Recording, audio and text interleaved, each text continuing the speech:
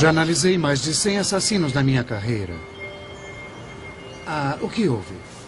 Eu examinei todos profundamente. Qual foi a pior punição que você já recebeu? O Dr. Jonathan Pincus é chefe de neurologia do Hospital dos Ex-Combatentes em Washington, capital. Ele pratica medicina e estudos homicidas há 41 anos. Inclusive examinou o próprio Arthur Shawcross quando foi a julgamento pelo assassinato de 11 prostitutas em 1990. Eles fizeram coisas imperdoáveis, mas ainda tem a gama de emoções que todos nós temos. E os atos que praticaram, frutos da doença que têm e das experiências pelas quais passaram, são coisas de que todos nós somos capazes.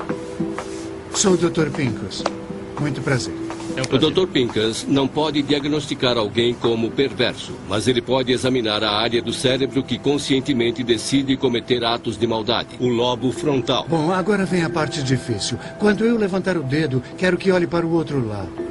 O lobo frontal não funciona sozinho, isolado. Ele se conecta a outras áreas do cérebro.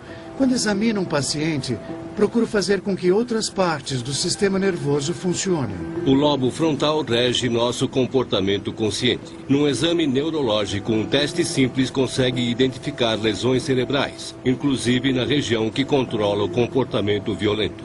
Boa parte do lobo frontal se ocupa do movimento dos olhos.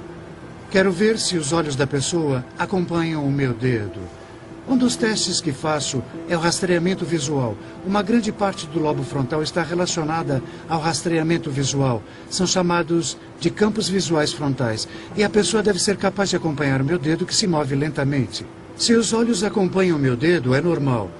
Mas quando os olhos não acompanham o dedo, há um rastreamento visual anormal que indica alguma coisa errada no lobo frontal.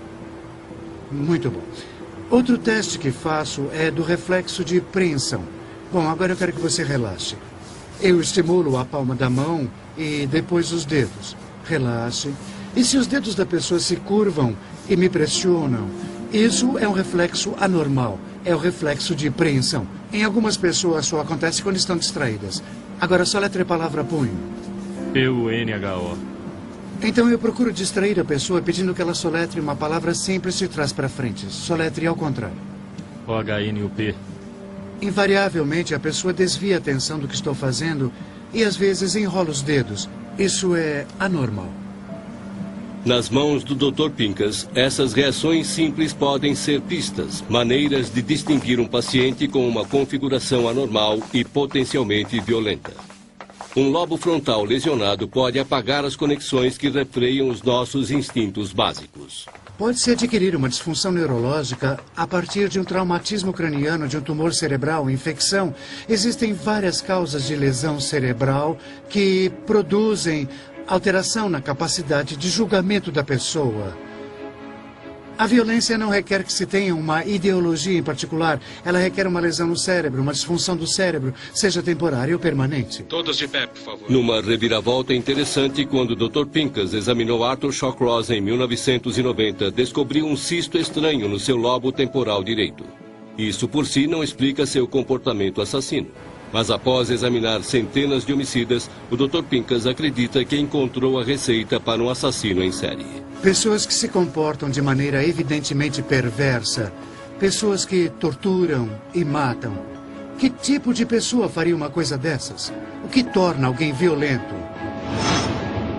Após um longo trabalho, concluímos que são 3 coisas: maus tratos, lesão cerebral e doença mental. A lesão cerebral e a doença mental são a pólvora.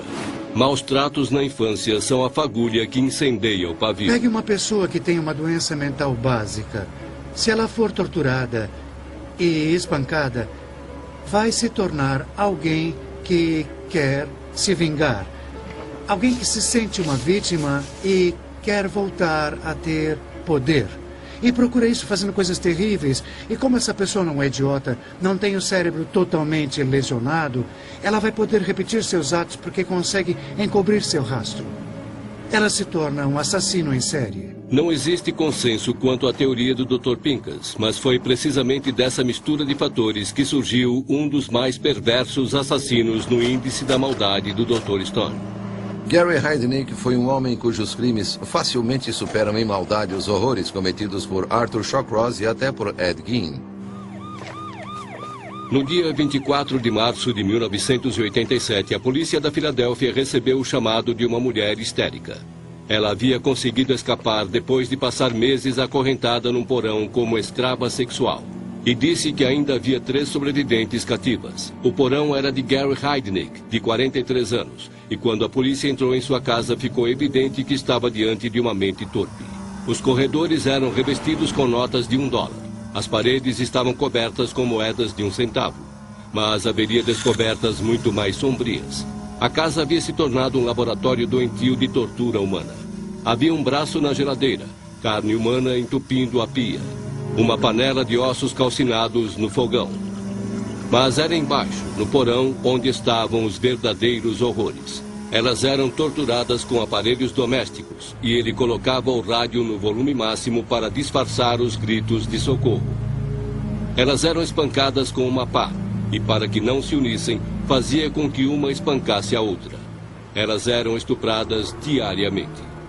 Alguém poderia perguntar se esse seria o plano de um louco, ou tão bem calculado, que só poderia ser obra de pura maldade. A única maneira de tentar entender alguém como Gary Heidnik é olhando seu passado e examinando os fatores que podem ter criado uma pessoa assim. Gary Heidnik teve uma infância estranha. Ele cresceu em Cleveland com um pai que o maltratava e tinha um medo constante de ser espancado. Para puni-lo, o pai chegou a pendurá-lo pelos pés da janela do 3º andar. Quando Gary molhava a cama, o pai o humilhava, pendurando o lençol para que todos os vizinhos vissem.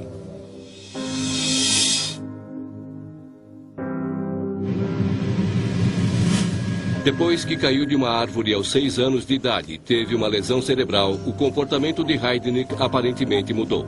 Ele passou a amarrar e pendurar em árvores os animais de que antes cuidava. Heidnik é interessante porque reúne várias experiências que são comuns aos assassinos em série. Os maus tratos na infância, por exemplo, tortura de animais, ferimentos e também um histórico de doença mental. Gary Heidnik alegou sofrer delírios a vida toda e que certa vez ouviu a voz de Deus enquanto dirigia, dizendo a ele que fundasse uma igreja. Ele se autoproclamou bispo e fazia cultos para alguns fiéis, bem em cima do seu calabouço de torturas, onde as vítimas estavam em sofrimento. O plano de Heidnik era forçar todas as suas cativas a terem filhos seus para que ele iniciasse uma comunidade de seguidores. Mas à medida que os meses se passavam, como nenhuma delas engravidava, sua crueldade se acirrou. Heidnik experimentou uma nova tortura, aplicando choques elétricos. A primeira vítima morreu eletrocutada. Semanas depois, uma segunda vítima morreu, dessa vez de fome. Heidnik colocou seus restos num liquidificador com ração de cachorro e forçou as outras a comerem. Ele era um sujeito consumido pela tortura sistemática, não durante horas, mas meses. É o tipo de coisa que enoja qualquer um que ouve essa história. Eu vi um cachorro subindo a escada. Apareceu na televisão. O julgamento de Heidnik concentrou-se na sua sanidade e a defesa alegou que ele era psicótico. Durante o julgamento de Heidnik, um dos psiquiatras do tribunal disse que se houvesse uma Olimpíada de doença mental, Heidnik ganharia medalha de ouro. Mas atribuir seus crimes a uma doença mental pode ser simplista demais. Heidnik era um indivíduo organizado e socializado. E apesar da megalomania, das esquisitices e dos momentos de loucura, era muito menos louco do que Ed Gein. Heidnik abriu uma conta de corretagem e conseguiu transformar um pequeno investimento num patrimônio de $500 milhão, com os quais comprou um Rolls Royce e outros carros de luxo. No passado de Heidnik encontramos psicose, paranoia, maus tratos, coisas que podem ter contribuído para os seus crimes.